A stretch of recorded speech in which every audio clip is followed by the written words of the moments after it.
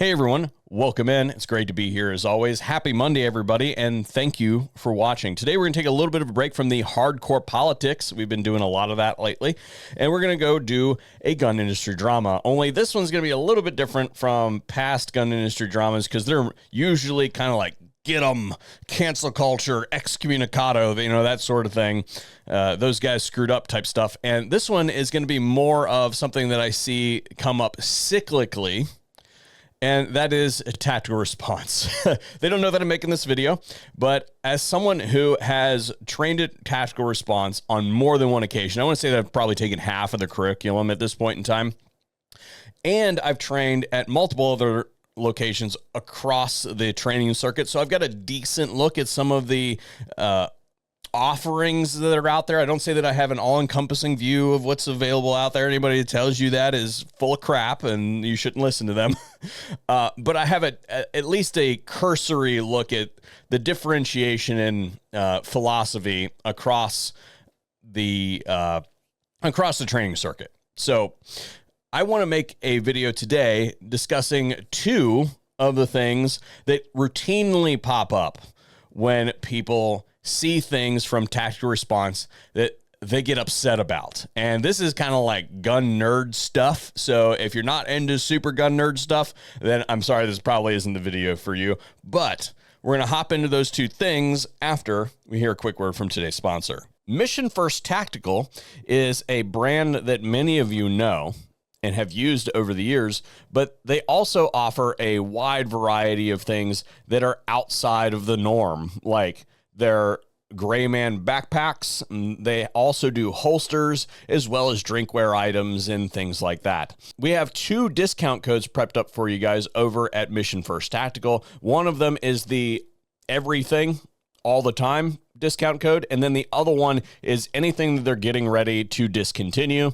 That one is going to be like 50 or 60% off in many cases. So special thanks to Mission First Tactical for supporting the channel and making content like this possible. So for those of you who are unfamiliar with Tactical Response, they are a tactical training school located in Camden, Tennessee. They also have a mobile core that moves around the country to teach at various locations. And that's really important because not everybody can make it to West Tennessee. I mean, heck, I can't even make it to West Tennessee. I haven't been there in years because it's like 12 hours to get there, and I live in the Midwest. Tactical Response was founded by my friend James Yeager, who passed away just a little bit ago. Unfortunately, he has left us, but he left the company with the crew that was already installed when he started to decline. So the school's in good hands there. Many faces I still recognize from a lot of what they're doing. So I believe that the curriculum is still being taught as it was when I went through the school.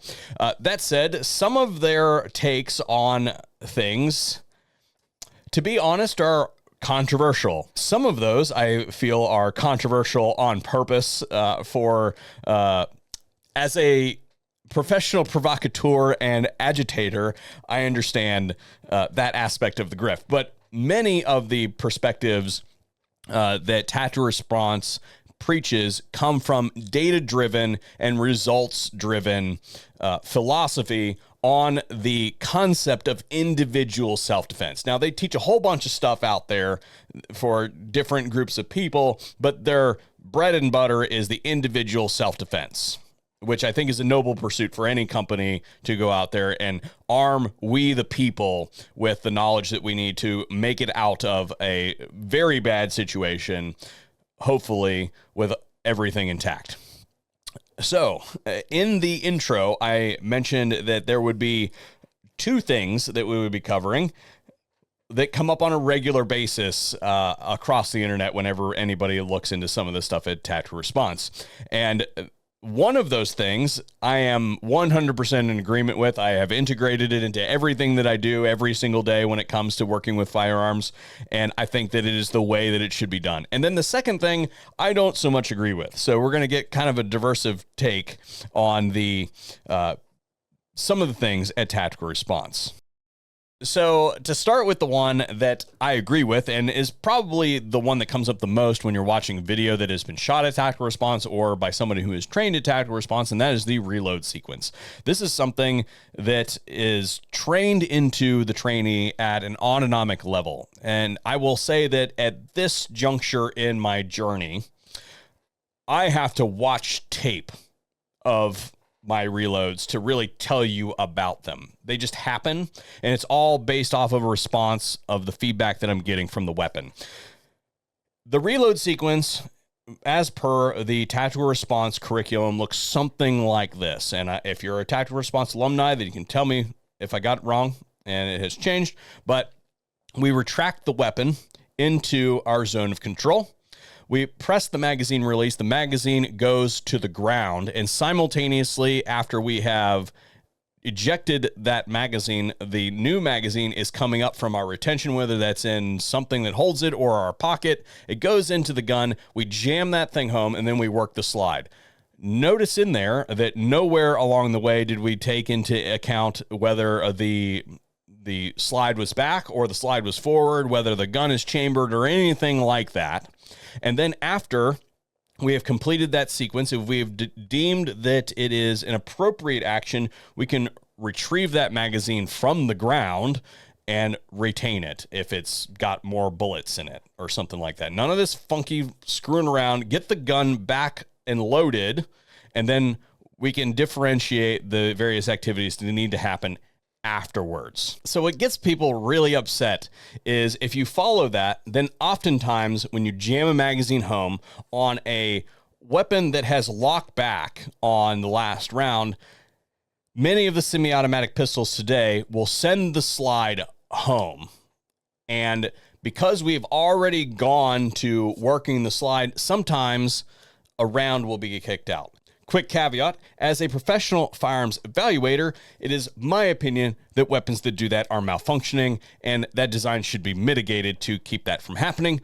That's a discussion for another day. What I will highlight is that that is not 100%. So if you are relying on the insert the magazine, did it strip the round off, there is a percentage of the time where that doesn't actually happen and it misses.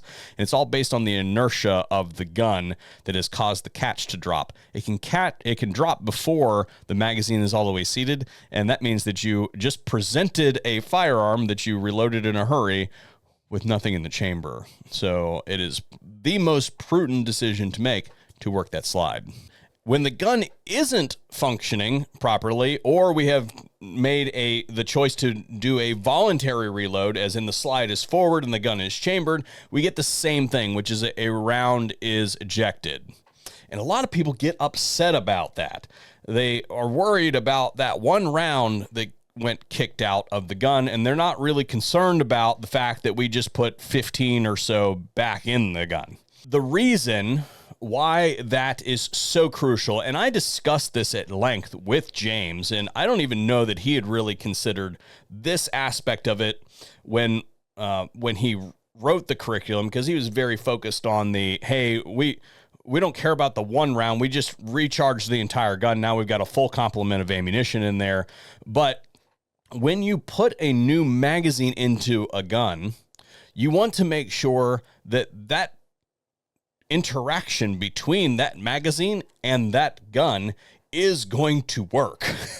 You need to strip a round off of that magazine that you just put in there and put it into the chamber. That is a validation that that gun is not malfunctioning, as in you just went through this sequence of reloading. If you were reloading the gun because it did not work last time and you want the gun to potentially go bang here shortly, then you want to make sure that that interaction is actually working, as in that gun will feed off of that magazine. There isn't some kind of aberrant piece of pocket lint or something else that has interrupted that sequence. And you do that by charging the gun off of that magazine.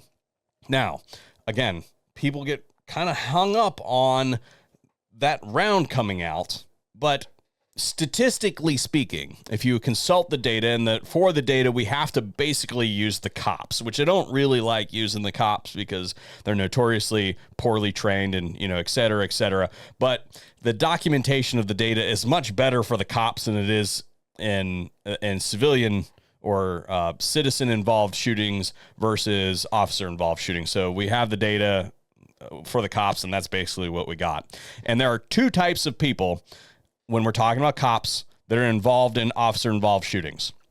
They either shot every round that they had in multiples of magazines. So if the gun holds 15, then they either shot 15 or 30 or 45 rounds of ammunition, right? Multiples of magazines, or that magazine was not entirely expended. So they either shot like 15, 30, or 45, or they shot like 6. Right? And what that data tells us is, well, a couple things, specifically about the type of encounter that they were involved in, but that tells us that they're not doing an interrupted reload somewhere in there and then going back to work in most instances. So either shootings happen for a prolonged period of time where they end up shooting all the ammunition that they have, again, in multiples, or the threat was neutralized, and then they had to top off that weapon, and then they never used it again after that. So when we translate that to our situation as people who are out there providing for their own safety, that means that you are either going to empty the gun or you're going to shoot several rounds and then make a voluntary decision to reload, and you're probably not going to use that thing again. But if you did have to use it again, chances are that you're going to shoot several rounds out of that gun when you go back to use it. So you want to make sure that you don't just have one, as in you put that magazine into the gun and it does something stupid like fall out because it wasn't properly seated, or there's some kind of interruption in there because you've been carrying the same magazine for the last, 2 years and it's full of pocket lint and it doesn't actually work anymore. Or you've had the same ammunition in there and you didn't cycle the ammunition out in a proper. My point is that it is more important that after you have reloaded the gun, that gun be validated that it is in functional status than the single round that comes out. And statistically speaking, if you voluntarily top the gun off, you probably even have time to go over there and pick up that round if you cared to. You're probably going to have other stuff to do. But what I'm saying is that it is so much more important that the firearm is in fully operational status, and you have confirmed that is in fully operational status, because you have to use it again. You're probably going to really have to use it again.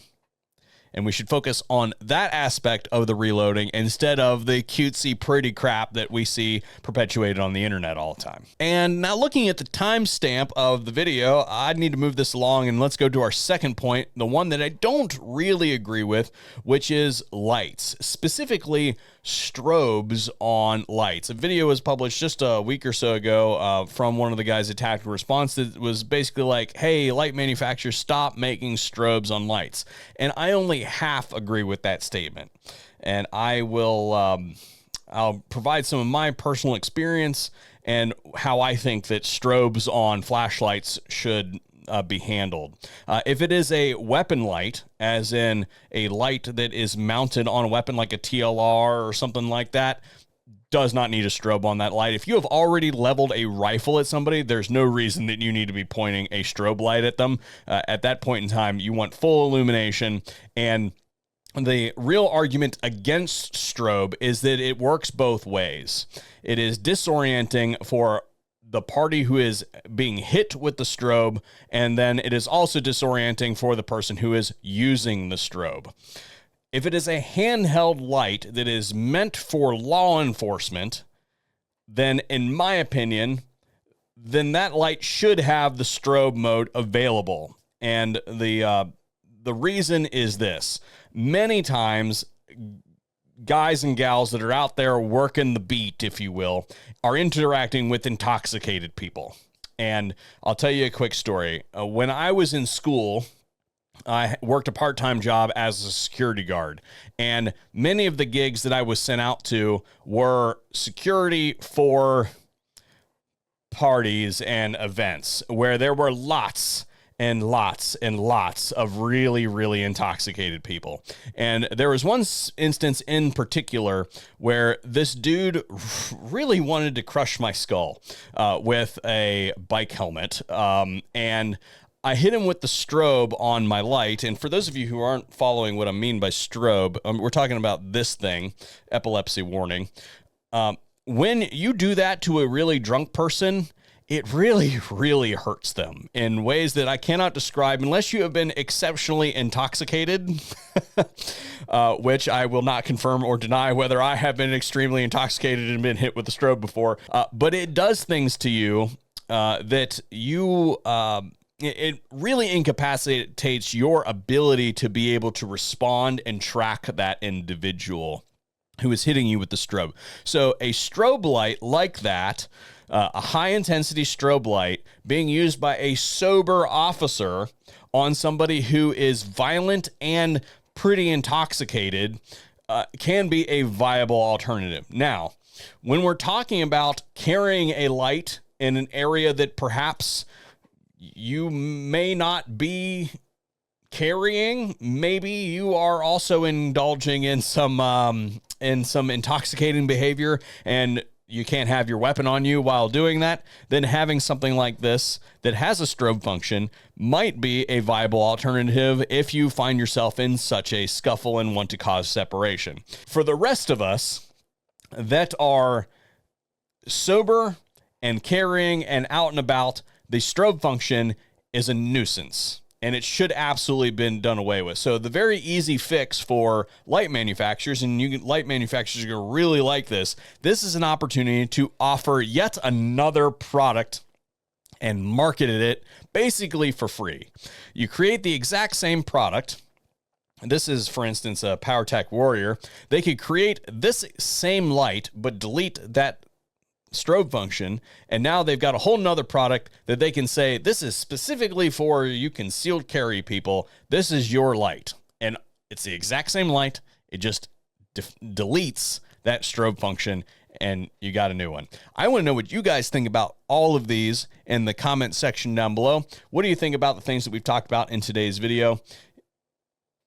Again, it's gun industry drama, and today's is one of those things that, in my guesstimation, a lot is made of these concepts by people who haven't really spent a whole lot of intellectual energy thinking about them or gone to any training courses to put those thoughts that are in their heads into action. So anyway, that's all for me today. This video ran way longer than I thought it would, and we'll hopefully see you on another video here at the VSO Gun Channel.